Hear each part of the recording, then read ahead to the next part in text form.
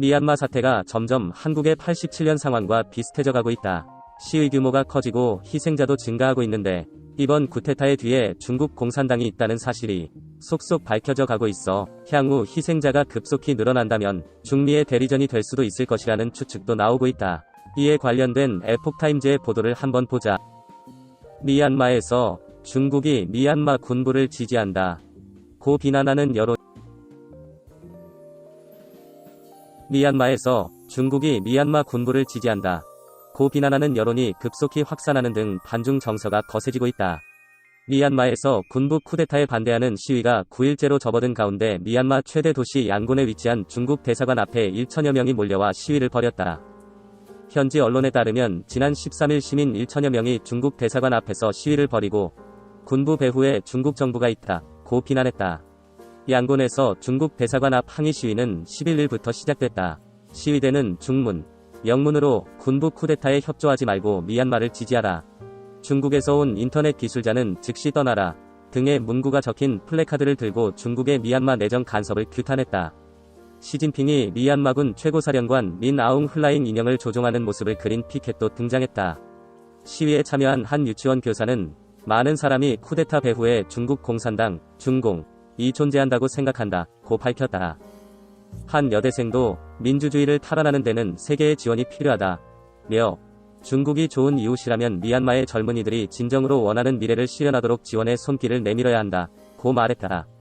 2021년 2월 11일 미얀마 시민들이 양곤에 있는 중국 대사관 앞에 모여 중공 정부가 미얀마 군부를 지원하는 것에 항의했다. STR, AFP 비아 게티 이미지즈 중국 정부는 사실이 아니라고 부인했다. 미얀마 주재 중국 대사관은 시위를 차단하기 위해 대사관 앞 도로에 철조망을 설치했다.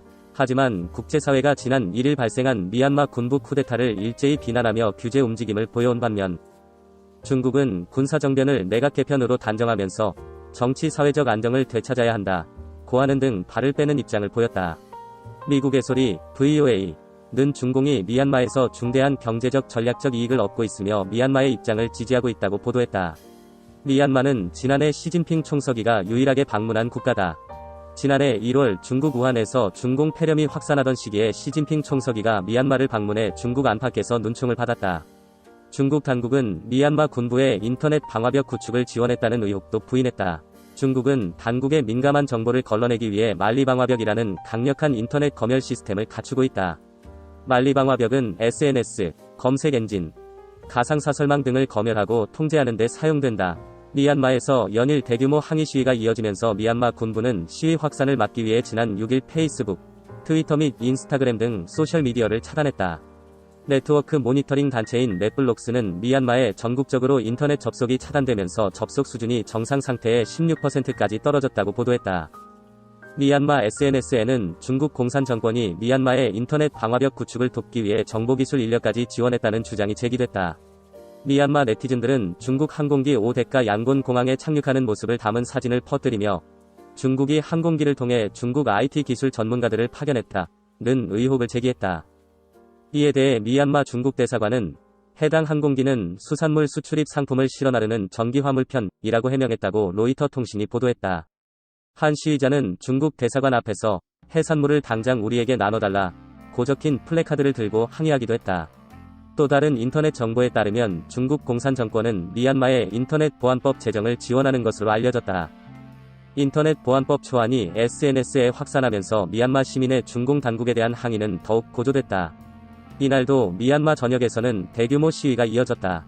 독립 영문 언론 미얀마 나우는 갈수록 공무원과 경찰까지 시위 행렬에 참여하고 있다고 보도했다. 1인 미디어 운영자 장펑은 장펑만담 프로그램에서 미얀마는 지리적으로 중국과 인도 사이에 위치해 중인 분쟁에 대처하는 데 유리하기 때문에 미중 간 정치 다툼의 쟁점이 될 것이라고 전망했다. 그는 중공이 미국의 정권이 바뀌고 대중국 정책이 상대적으로 느슨한 시기를 이용하고 있다 며 중공이 대만 문제를 해결하려면 미국과 전쟁을 벌일 각오를 해야 하는데 이를 위해서는 미얀마라는 전략적 요충지가 필요하기 때문이라고 분석했다.